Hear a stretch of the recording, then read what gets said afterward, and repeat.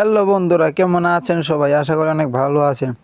তো বন্ধুরা, আপনি যদি আপনার মোবাইলে ইন্টারনেট ব্যবহার করে থাকেন সিম অথবা ওয়াইফাই দিয়ে, তো আজকের এই ভিডিওটা আপনার জন্য খুবই গুরুত্বপূর্ণ হতে চলেছে।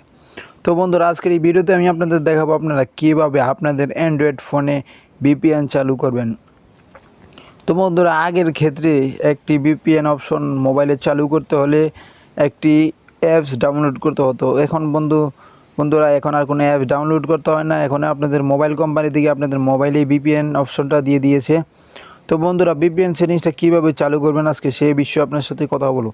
ভিপিএন সেটিংসটা চালু করলে কী কাজ? বন্ধুরা, ভিপিএন সেটিংসটা চালু করলে আপনাদের এই কাজটাই, আপনার যে কোনো কান্ট্রি থেকে আপনারা ইন্টারনেট চালাবেন, আপনাদের মোবাইলে ইন্টারনেট চলবে 5G গতিতে। তো বন্ধুরা, আমরা সকলেই চাই আমাদের মোবাইলের ইন্টারনেট একটু ভালো চলুক। তো বন্ধুরা, আপনাদের মোবাইলের ইন্টারনেট যদি আপনারা একটু ভালো চালাতে চান, 5G গতিতে ইন্টারনেট চালাতে চান, অবশ্যই ভিডিওটা প্রথম থেকে শেষ পর্যন্ত কন্টিনিউ করতে থাকুন।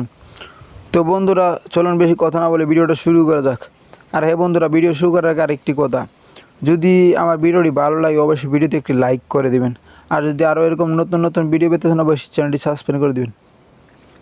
তাহলে চলুন দেখে আসি কীভাবে ভিপিএন সেটিংসটা আপনারা চালু করবেন। ভিপিএন সেটিংসটা চালু করতে হলে সোজা চলে যেতে হবে আপনার মোবাইলের সেটিংসে। মোবাইলের সেটিংসে যাওয়ার পর এখানে আপনারা যদি ভিপিএন সেটিংসটা খুঁজে না পান, আপনারা কি করতে হবে, আপনাদের এখানে দেখতে পাচ্ছেন কি চার্জ বাটন, এই চার্জ বাটনের উপরে আপনারা একটা ক্লিক করে দেবেন। ক্লিক করে আপনারা এখানে লিখতে হবে ভিপিএন।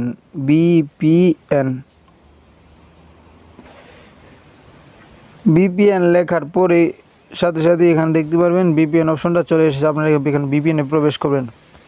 ভিপিএনে প্রবেশ করার পর এখানে দেখতে পাচ্ছেন আমি একটা ভিপিএন আগে থেকে চালু করে রেখেছিলাম। তো এই ভিপিএনটা ডিলিট করে আমি এখন নতুন করে ভিপিএন চালু করে দেখাবো। এখানে দেখতে পাচ্ছেন ডিলিট অপশন, আমি ডিলিট অপশনে আমি ভিপিএনটা ডিলিট করে দিলাম। দেখতে পাচ্ছেন আমার ভিপিএনটা ডিলিট হয়ে গেছে। এখন ভিপিএনটা চালু করতে হলে আপনার কী করতে হবে, এই যেখানে দেখতে পাচ্ছেন একটি প্লাস আইকন, এই প্লাস আইকনে ক্লিক করে দেবেন। আপনাদের ক্ষেত্রে এখানে থাকতে পারে নিচে, আমার ক্ষেত্রে এখানে আছে, আমি এখানে একটি টাচ করে দিলাম। টাচ করে দেওয়ার পর এখন আপনাদের কী করতে হবে, এই যে উপরে দেখতে পাচ্ছেন নেম দেখাচ্ছে, নেমের উপরে লিখতে হবে ভিপিএন লেখার পর সেকেন্ড অপশনে আপনারা দিতে হবে এটা, এই যে পিএসকে, এটা সিলেক্ট করে দিবেন। সিলেক্ট করে দেওয়ার পর এখন সবচেয়ে গুরুত্বপূর্ণ সেটিংসটা হলো এটা, সবচেয়ে মেন সেটিংস হলো এটাই, আপনাদের এই সেটিংসটা এখানে দিতে হবে। আপনাদের একটা সার্ভার অ্যাড্রেস, আপনারা কোন সার্ভার অ্যাড্রেস দেবেন, কীভাবে দেবেন, কোথা থেকে দেবেন, সেটাও আপনাদেরকে এখন আমি দেখিয়ে দেবো। তো বন্ধুরা, সার্ভার অ্যাড্রেস দিতে হলে আপনাদের সোজা এখান থেকে মোবাইলের ব্রেক বাটন দিয়ে বেগে চলে যেতে হবে। যাওয়ার পর এখান থেকে আপনারা যে কোনো একটা ব্রাউজার সিলেক্ট করে নেবেন। বন্ধুরা, আমি ক্রোম ব্রাউজারটা ব্যবহার করি, ক্রোম ব্রাউজারটা অনেক ভালো কাজ করে, আশা করি আপনারা ক্রোম ব্রাউজারটা দিয়ে কাজ করবেন। তো ক্রোম ব্রাউজারটা সিলেক্ট করার পর আপনারা এখান থেকে দেখতে পারবেন এখানে একটি চার্জ বাটন রয়ে গেছে, আপনারা এখানে চার্জ বারে চার্জ করবেন ভিপিএন লেখার পর ভিপিএন লিখে এরপর লিখবেন GEAT,